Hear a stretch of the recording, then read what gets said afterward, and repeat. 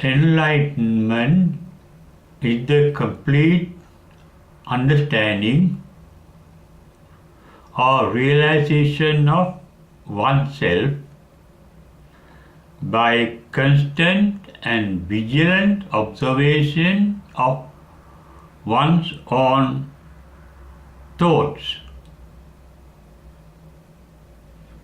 The basis of this observation, as mentioned in the Mahasatipatthana of the Buddha's teaching, the Buddhist canon, his great discourse, the real basis is fourfold basis of observation. That is, awareness one's own physical activities, awareness of one's own feelings, awareness one's own thinking, and awareness one's own mental states or mental phenomena. Observation in this Mahasatipatthana Sutta, observation of physical activities is called Kaya Anupassana. Kaya means the body, Anupassana means seen according to the behavior of the body, Anupassana. When the body behaves in a certain way, it can be observed by one's own mind. But here observation is not by the physical eye, but by the mental eye. It is the perception of the physical activities. For example, our natural physical activity called breathing in and out can be observed. We can conceive that activity by our mind. Similarly, Vedananupassana means observation of one's own feelings that can be pleasant, unpleasant or neutral. Then observation of one's own thinking, different types of thinking. We may observe our own liking and disliking. Liking, getting attached to something, is a form of thought. Resenting something is a form of thought. Ignoring something or getting illusioned by something is a form of thought. All mental phenomena are formed by thought. For example, even our own self is a mental image formed by our thought. How we imagine ourselves to be with the help of our memories from the past, we have built up an image of ourselves, and that is called the self. Then the awareness of different mental phenomena. Mental phenomena, for example, our mind has a latent tendency to like certain things and observe it, the latent tendency that leads us to like certain things or beings. That is called Kama Chanda Nivarna. We have dislikes, latent dislikes. They are called Vyapada Nivarna. They are mental phenomena. They are mental states or mental nature, we may call it. By such observation, without prejudice, we will be able to understand ourselves. Observation of one's own thought means observation of the phenomenon called dukkha. That is translated into English as suffering. It is not a correct translation, but most of the phenomena are included in the mental suffering that we enjoy. And Buddha in his first sermon called Dhammacakkappavattana Sutta described suffering as nothing but our own thinking. Our own thinking is the source of suffering. We may have pleasant thoughts or unpleasant thoughts, but both lead to suffering at the end. Pleasant thought leads to suffering because nothing pleasant can last forever. Every thought, pleasant or unpleasant, is born to decay and die. Yankincha samudaya dhammang sabbanta nirodha dhammanti, as Buddha mentioned in his first sermon called Dhammacakkappavattana Sutta. Dhamma are the objects of the mind. They are thoughts. Every thought form is born to decay and die. And observation of one's own thinking is observing one's own process of thinking. And pleasant thoughts leads to suffering because they do not last long, and not only the thought, but the very object that is pleasant, that give a pleasing sentiment, will not last long. Because everything as well as every thought is born to decay and die in this physical world in which we live.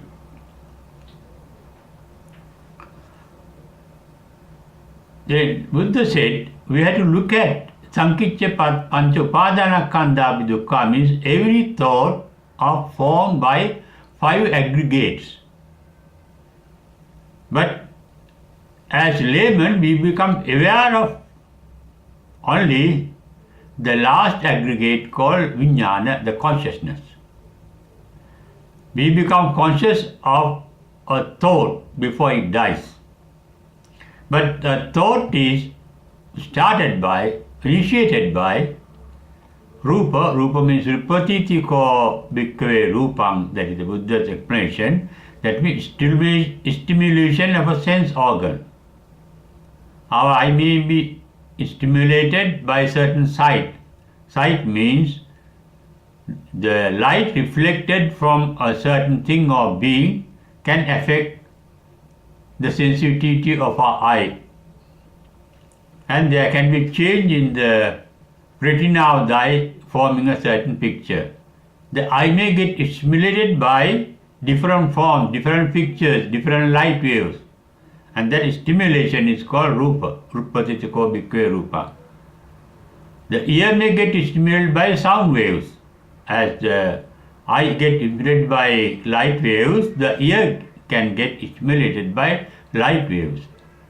The tongue can get stimulated by different tastes, pleasant or unpleasant or neutral.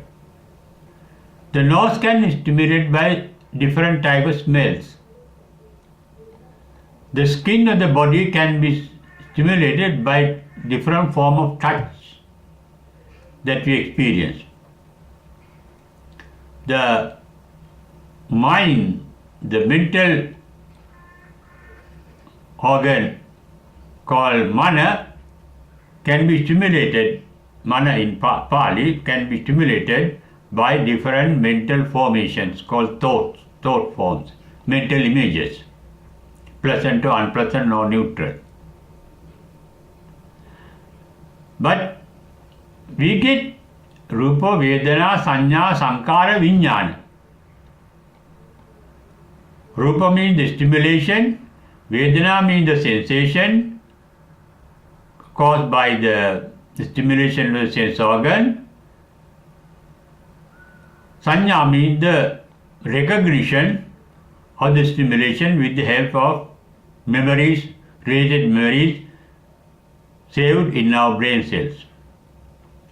And sankara means starting of a thinking thought process related to the stimulation.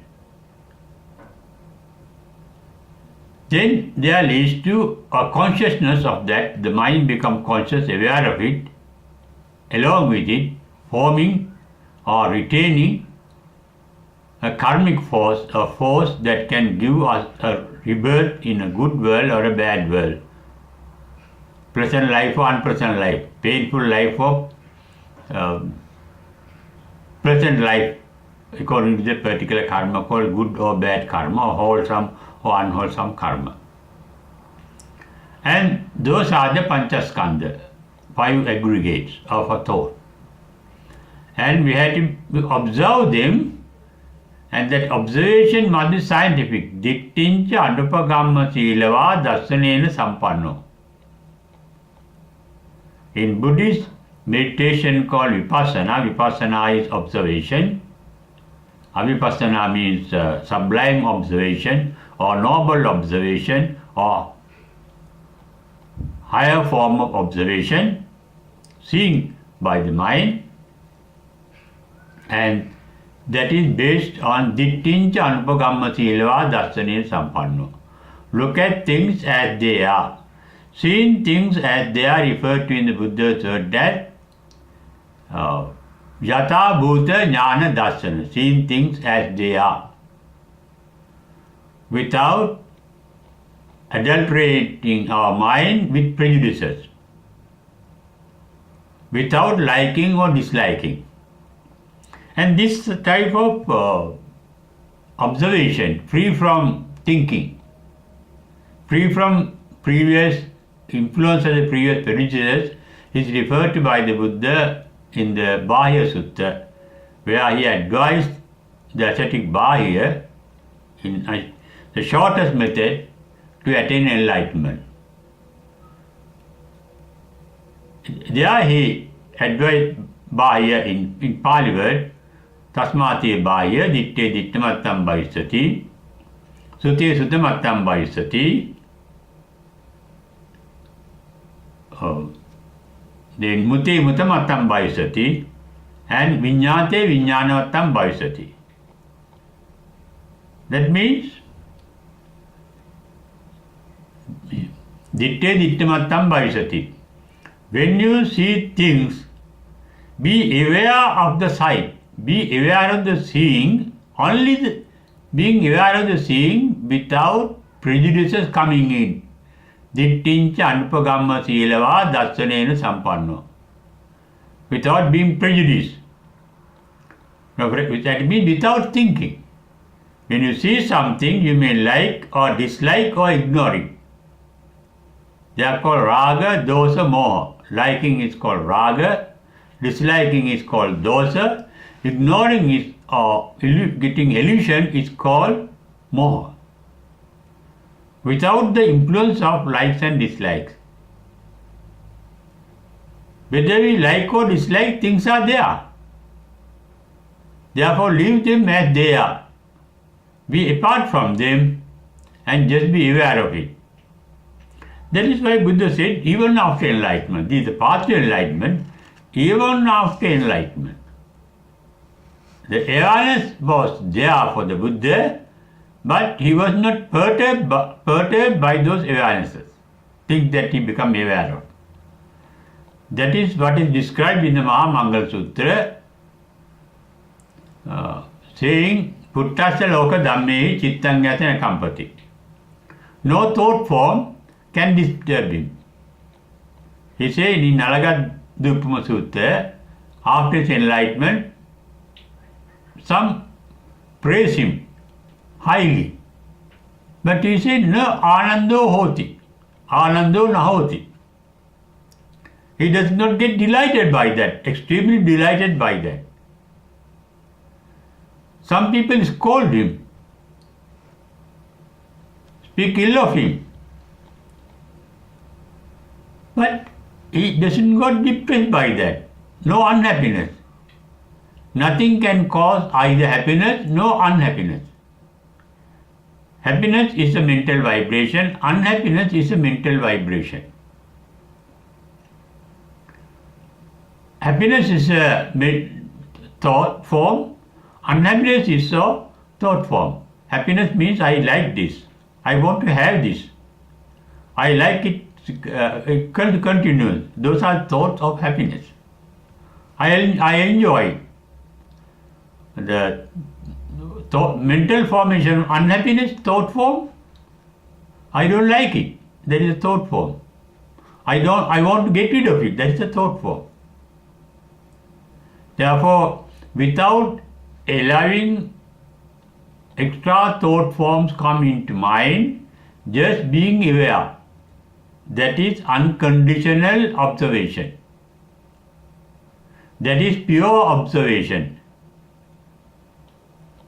Upekka sati parisiddhyung, as it is described in the fourth trance, the awareness becomes very pure in the fourth trance, free from prejudice, dittincha anubhagamma silava, dasanena sampanno.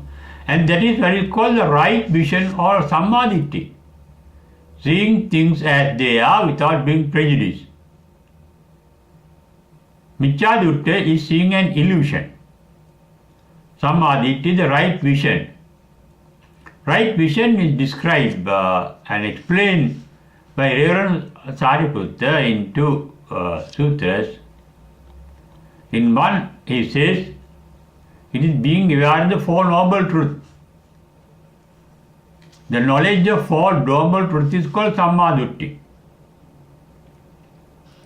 In another sutra, he says the knowledge of the good and the bad, the wholesome and the unwholesome. Those are the qualities of the right vision. When those qualities are there, you don't get conditioned by prejudices. For example, you see something and you get prejudiced by your previous experiences of liking certain form like that. That is called Kamacchanda Nivarana. You are conditioned by your own hidden talents, hidden tendencies of your own mind to like or dislike. Dittincha anubhagamma dasana sampanno means, sammaditthi means seeing things without being prejudiced by previous notions and previous tendencies of our own mind. Being aware of it purely. That is called Pekka Sati Parisuddhi, without attachment or resentment. And that is a pure form of thought that one can experience even after enlightenment. The enlightenment mind is different from the unenlightened by the enlightened mind free from all prejudices of likes, dislikes and ignorance or illusions. Mind can get deceived by illusions. Liking means liking is based on a previous prejudice. Disliking also based on previous prejudices. Prejudices means previous experiences. But here, there is no prejudice because the prejudice comes in when there is a self-center working in us. I like this, I don't like this. I want this, I don't want this.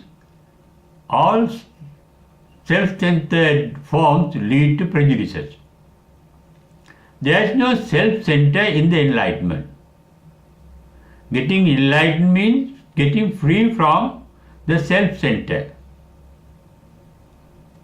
I mentioned that earlier, enlightenment means the complete understanding of or realization of one on self. What is self? It is a mental image formed by the memories of previous experiences. I am the son of such and such parents. I am educated in such a college, university or such a country. I have such degrees. I have the work experience in certain jobs. I have a wife and children. All those are mental images. All our knowledge of the previous experiences go to form the mental image.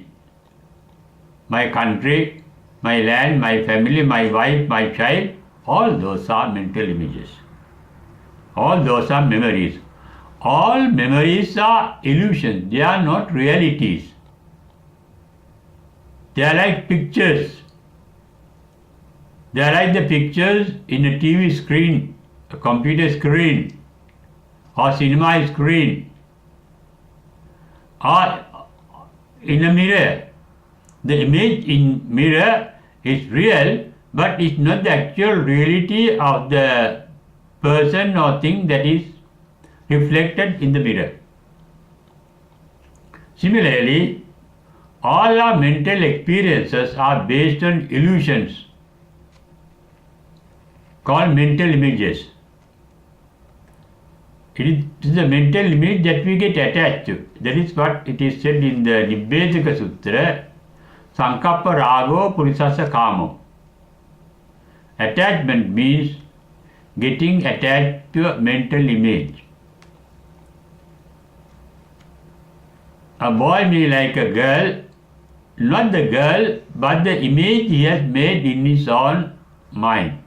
The image of the girl. That image is an illusion.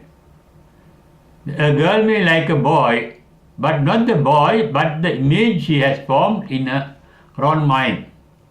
That is why the boys and girls that love each other deeply before marriage go for a divorce after some time of the marriage.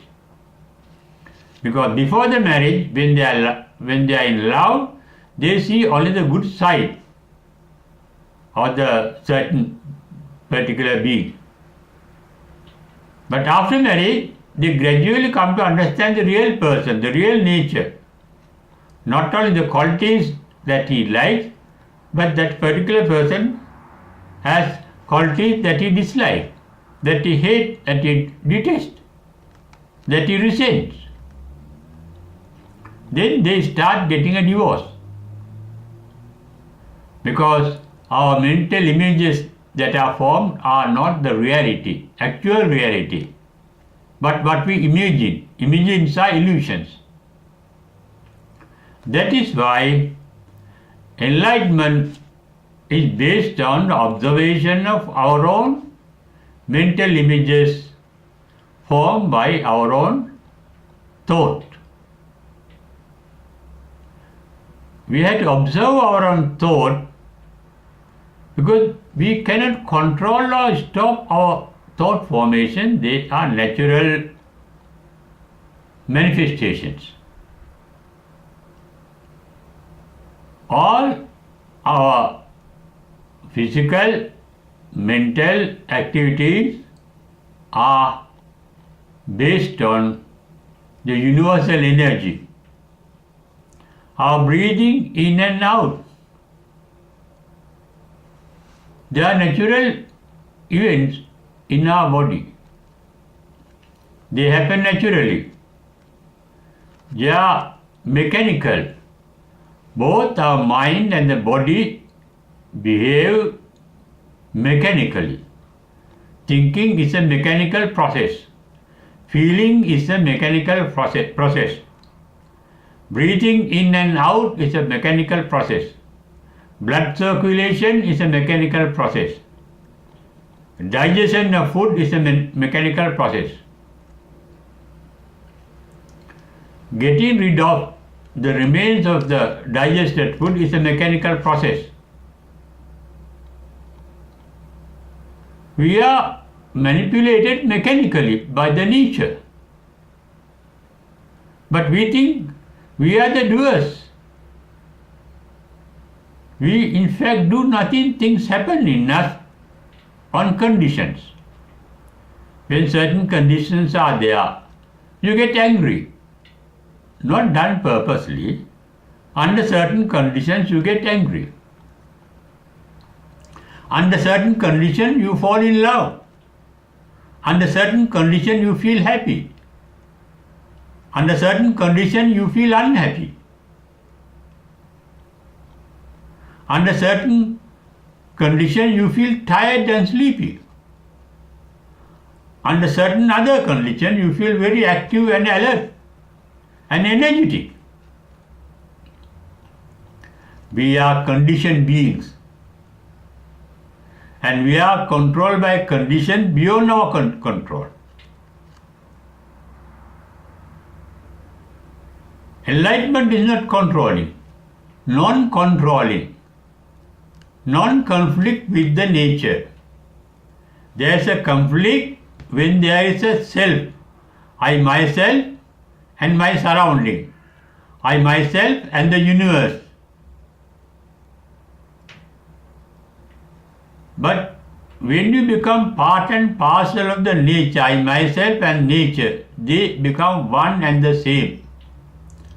When you get dissolved in the nature, enlightenment is not done by you. It happens mechanically, automatically. You can't deliberately get enlightened.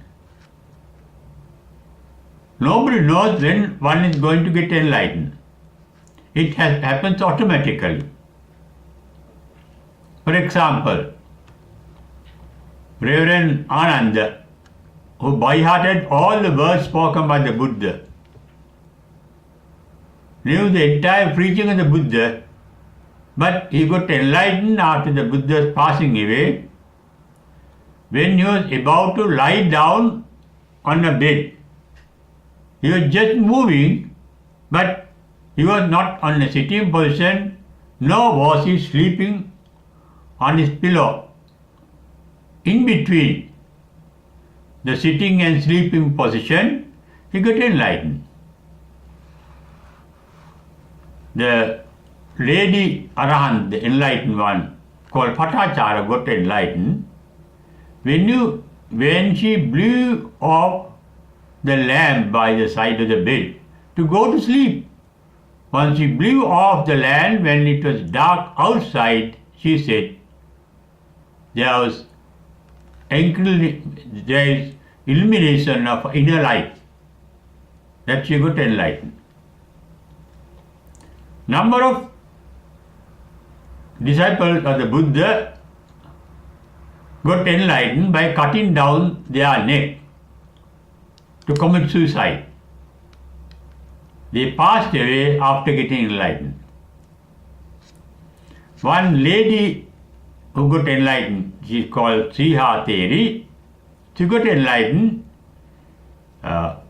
when he tried to hang herself. After tying her neck to get hanged, she got enlightened. Reverend Swarnakara got enlightened by looking at a flower that was withering away, that was fading. A nice flower he was looking at, then when it withered away, he got enlightened. Reverend Chullapantha got enlightened while he was rubbing a piece of cloth. It got soiled and dirty. And observing it, he got enlightened. But one fact for enlightenment is observation. And that observation is called Satipatthana, observation through awareness. Sati means awareness. Observation is the insight. Even at the Buddha's enlightenment, it was the insight that the enlightenment started with. Chakkum Udapadi. Seeing. Observation means seeing by the mind. Chakkum Udapadi verbally means the arising of the eye, but here is not a physical eye, but a mental eye. It is not a mental eye arising, but the insight arising.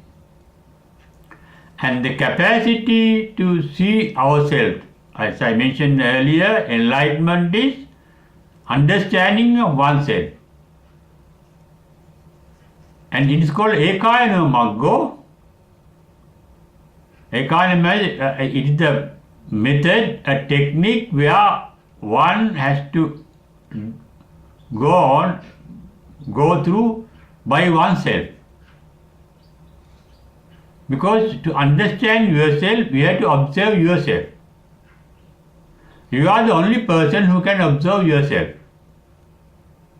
Therefore, self-realization is the enlightenment. For self-realization, one has to observe oneself, but one condition, free from all conditions, free from all prejudices, with an open mind, with a scientific mind, free of prejudices, one has to observe oneself if one were to get enlightened. And it is not a thing that we can do deliberately. It has to happen when the conditions are ripe for enlightenment. But until that, we have to go on observing ourselves. And very seeing is doing according to Krishnamurti. But here, the Buddhist observation is not doing anything, non-doing. Ditte dittamattam vaisati. Just observe without doing anything, without even thinking of it. No mental action, no mental reaction, no verbal reaction, no physical reaction, just pure observation, and it's called sati parisuddhi. It is not doing anything. Or the Krishnamurti say, seeing is doing. He has particular meaning for it, because seeing is doing means no reaction, no response, just a seeing, and you become aware of it. And once you become aware of the reality, the enlightenment take place automatically. You have nothing to be done. And seeing itself is not a thing, it is a mechanical activity. And doing is also not doing anything, but it is a mechanical phenomenon. Therefore,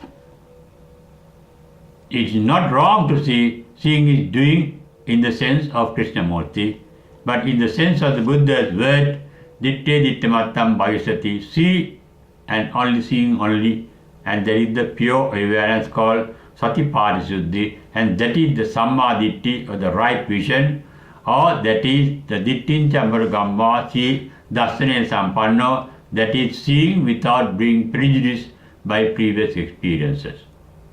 And that is unconditional observation of one's own thoughts, one's own mental process, that ultimately lead to the enlightenment. And enlightenment on the supreme bliss of non-thinking. Because suffering, according to Buddha's first discourse, is sankittena panchapadana khandapi dukkha.